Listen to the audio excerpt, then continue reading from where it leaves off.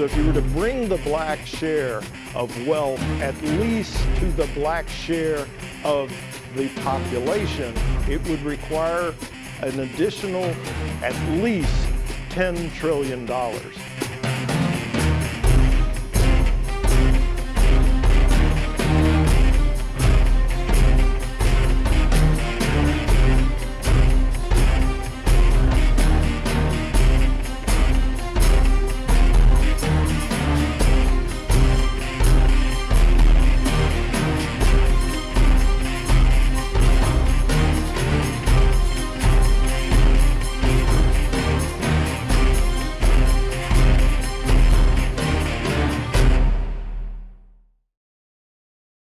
Okay, so again, this is Reparations Now, the documentary that ETM Media Group is working on. We have an active GoFundMe account.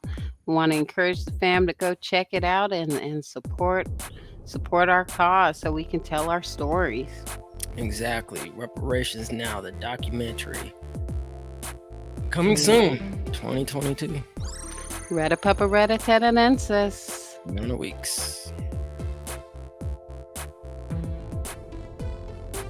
And as always, CJEC Official, go by cjecofficial.org for all of your up-to-date reparations news and task force meeting information. There will be a task force meeting in February, so CJEC Official is your official place for all task force news. So be sure to swing by and,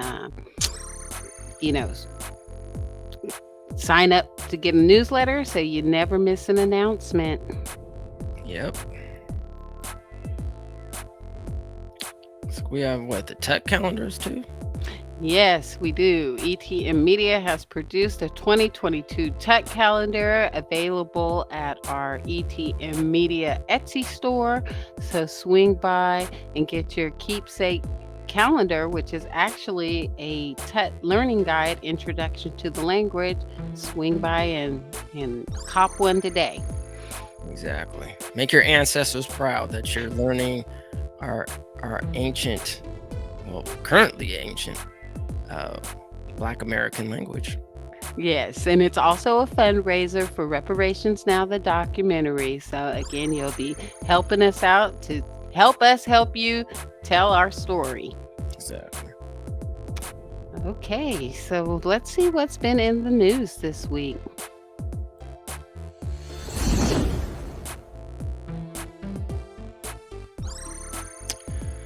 All right, this is actually another sad story.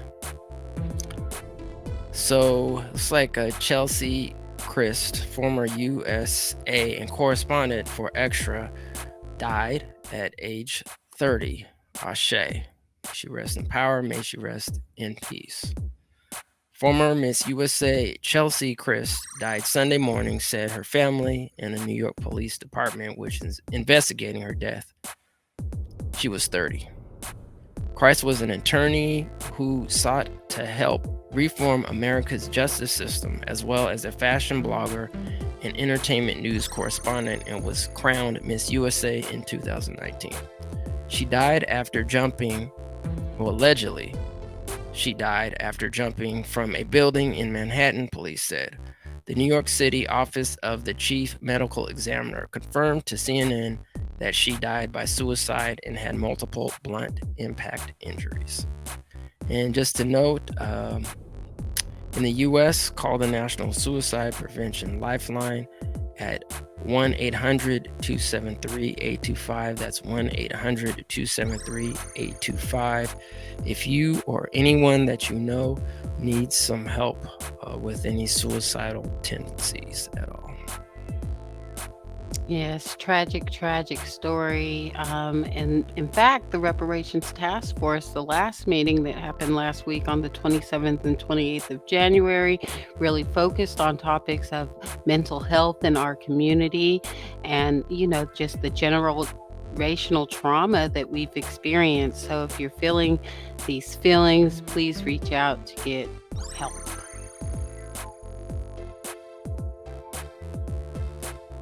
Biden expected to nominate a black woman to the Supreme Court. The president's promise highlights a group that has struggled to become part of the very small pool of elite judges in the nation's higher federal courts. President Biden and his legal team have spent a year preparing for this moment, the chance to make good on his pledge to name the first black woman to the Supreme Court at a time of continuing racial reckoning for the country. The decision by Justice Stephen G. Breyer to retire will give Mr. Biden his most high-profile opportunity since taking office to reshape the federal judiciary, having already nominated dozens of district and appeals court judges from a range of racial, ethnic, legal backgrounds. His promise also underscores how much black women have struggled to become part of a very small pool of elite judges in the nation's higher federal courts. Speculation on Wednesday focused on a rarefied group of well-credentialed black women who have elite educations and experience on the bench.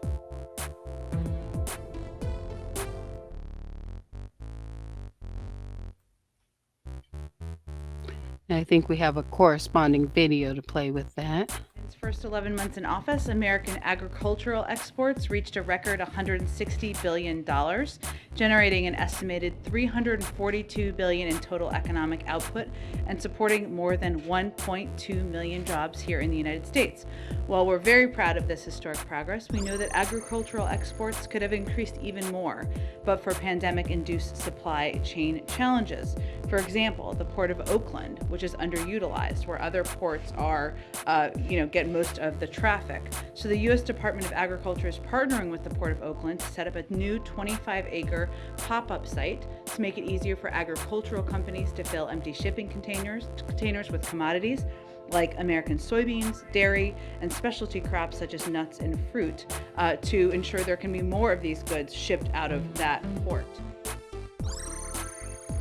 All right, yeah, actually, family, just to clarify, that clip was kind of to segue into like Biden's picks and Psaki, etc. So this is all supposed to be a Biden-related thing. So if y'all was confused about that, yeah, I was a little confused myself, but we get through it, fam. We get through it. So yes, looks like Biden is going to be picking, supposedly a black woman for the Supreme Court. No. Here's a little corresponding information to Biden's pick.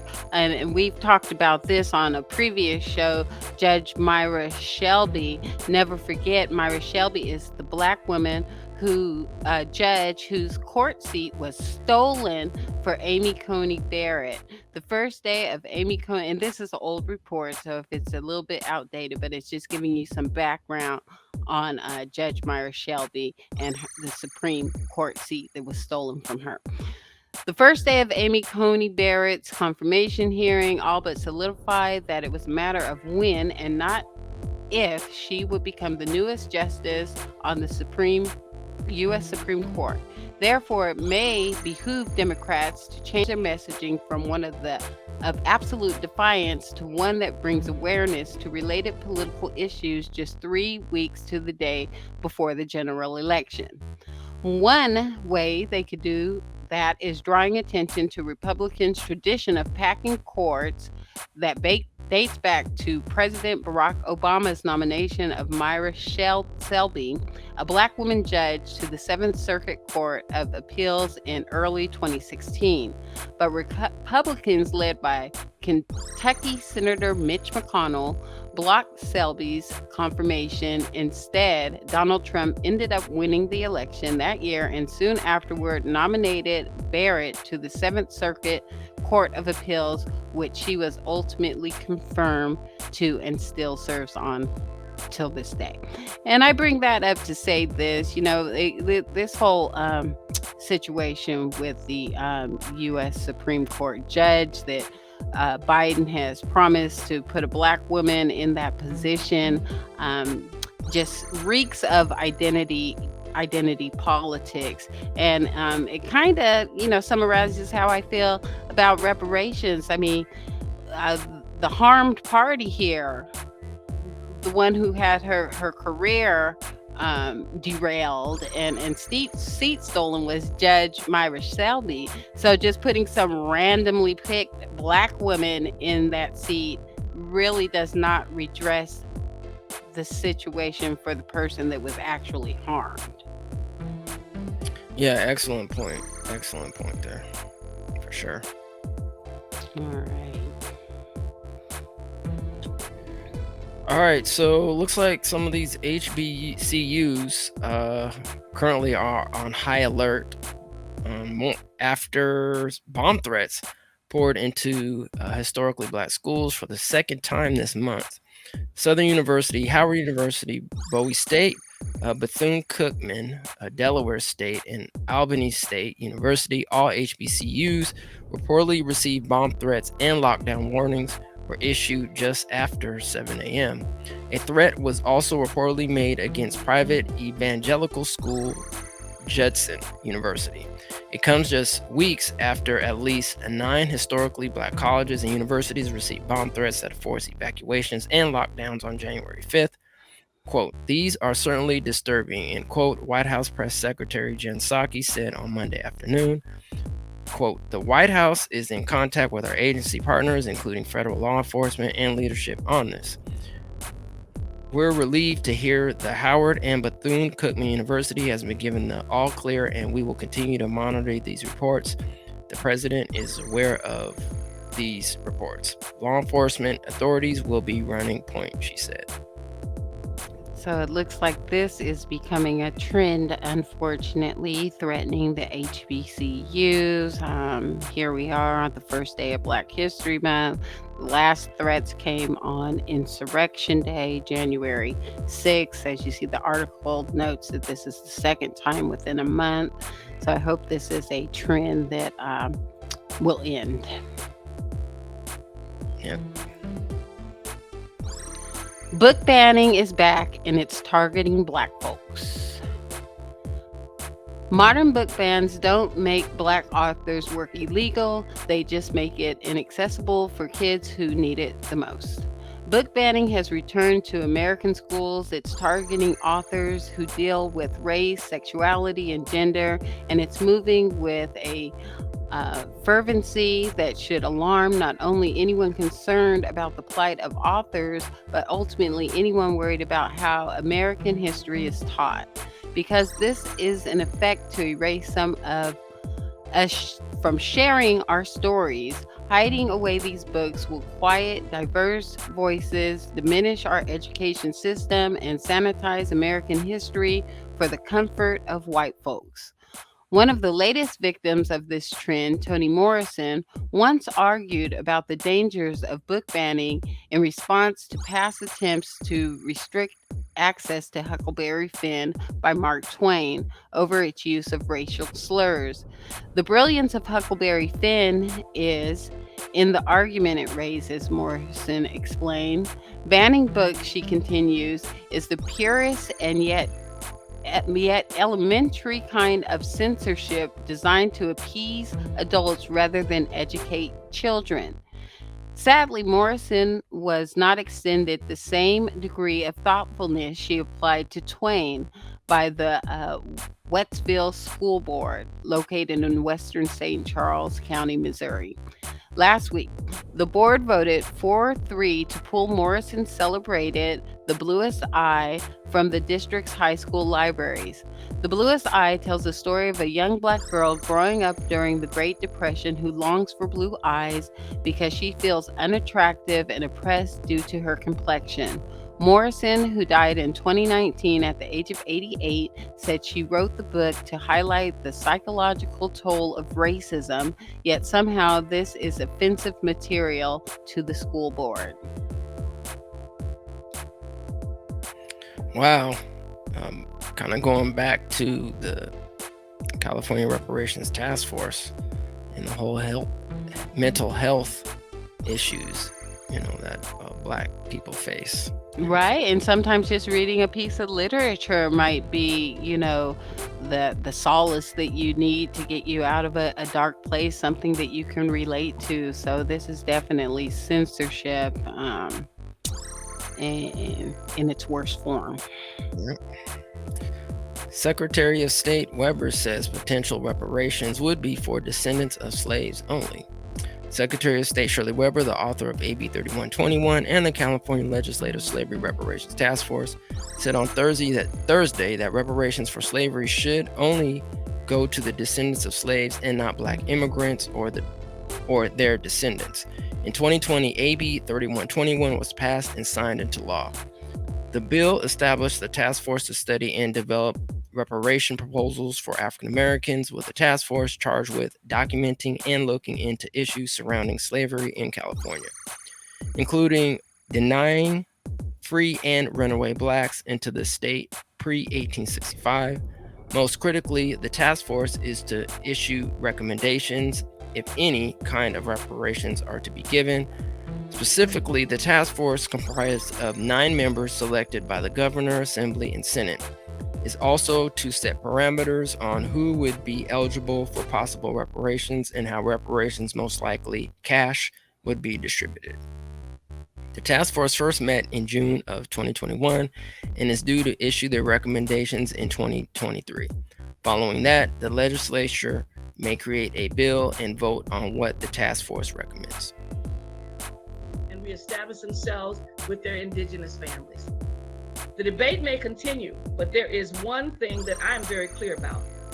Those who are descendants of slaves had and have the impact of that system living in them and either driving and altering their aspirations. Those who were free during that time frame also may be able to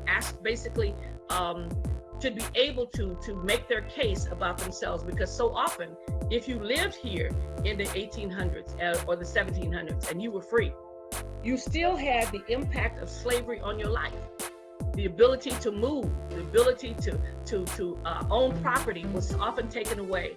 Many of you have seen the movie 12 Years as a Slave. If you were free, you had to validate your existence every day, and someone could take your identity card and tear it up, and you immediately became a slave.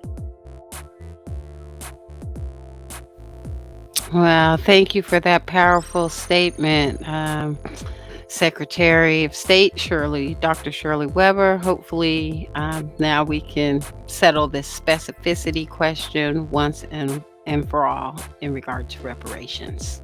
Exactly. And if a person or groups of people, or if you particularly haven't seen it, it's currently on our ETM YouTube channel. So we recorded 2 sessions, but there's 4 parts, I think, right, total? Yes. So two for the first day and 2 for the second.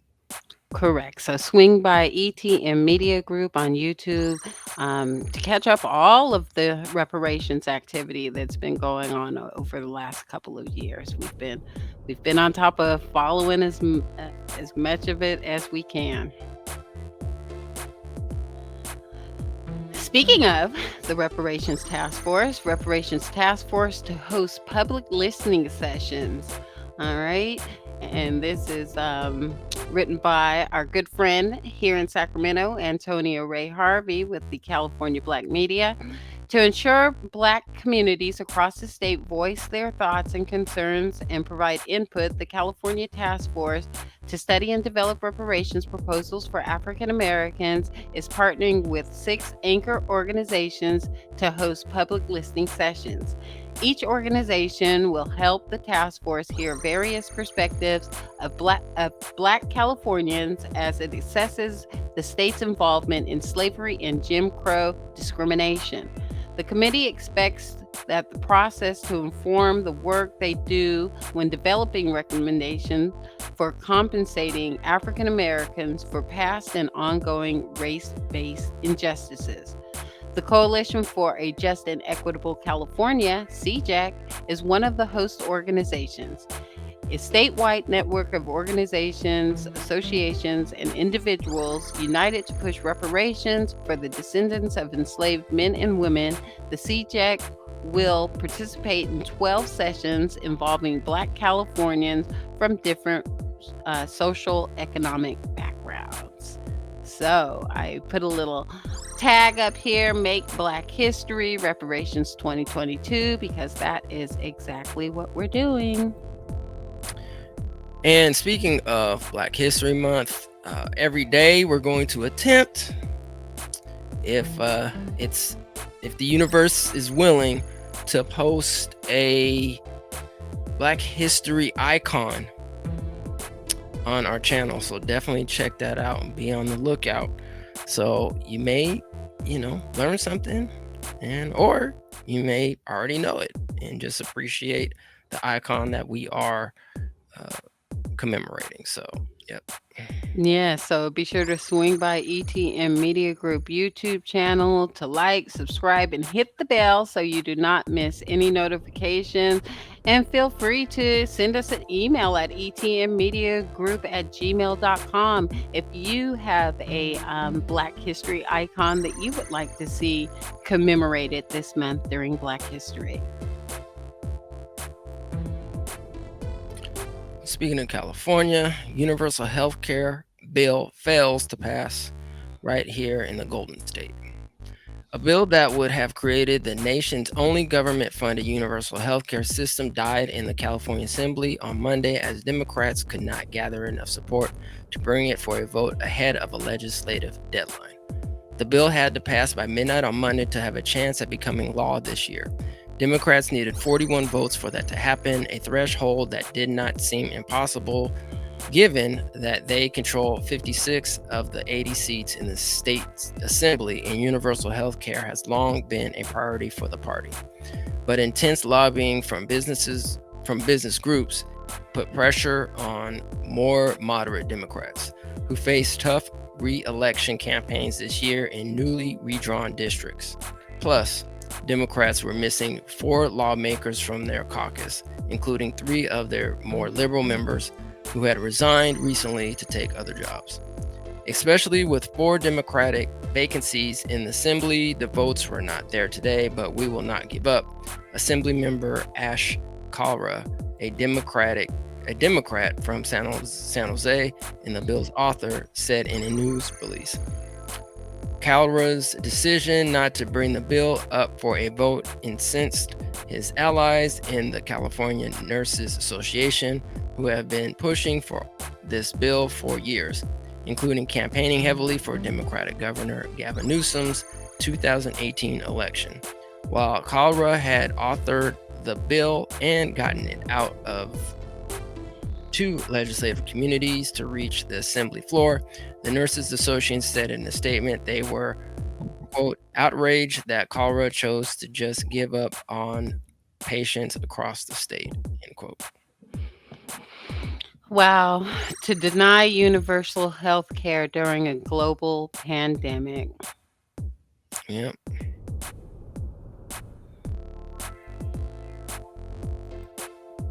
I mean, that's all I can say on that. Okay, millions more people without children are now eligible for a tax credit that could save them thousands.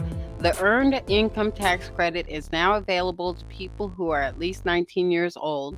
Depending on one's income and number of children, filers can save up to $6,935.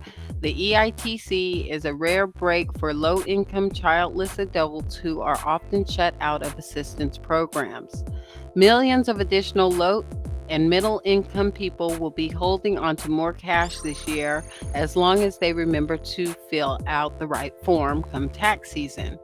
The Internal Revenue Service, IRS, expanded its criteria to qualify for the Earned Income Tax Credit, EITC, last week, giving a permanent green light to those who are at least 19 years of age without children, as well as 18-year-olds recently out of foster care or facing homelessness.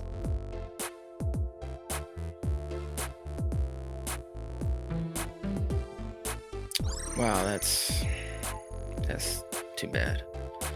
Biden signs proclamation as Black History Month begins. President Biden says shining a light on Black history is important to growing stronger as a nation. Yesterday, the White House released a statement of proclamation on National Black History Month 2022, signed by Biden for today's start of Black History Month. Biden, who is taking presidential actions, wrote that it serves as both a celebration and a powerful reminder that Black history is American history and Black culture is American culture. Today, Black Americans lead industries and movements for change, serve our communities and our nation at every level, and advance every field across the board, including arts and sciences, business and law, health and education, and many more. In the face of wounds and obstacles older than our nation itself, Black Americans can be seen in every part of our society today, strengthening and uplifting all of America. The proclamation also highlights the past year of Biden and how the I'm assuming that's White House, managed to get some of his top priorities passed through Congress. I noticed reparations. Yeah, we asked for reparations and we get a proclamation.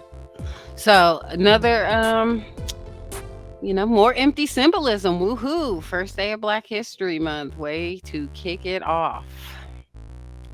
Bump. But no, this will go down in the history books. When we look back in history, be like, okay, he signed the proclamation, then reparations came because reparations is coming.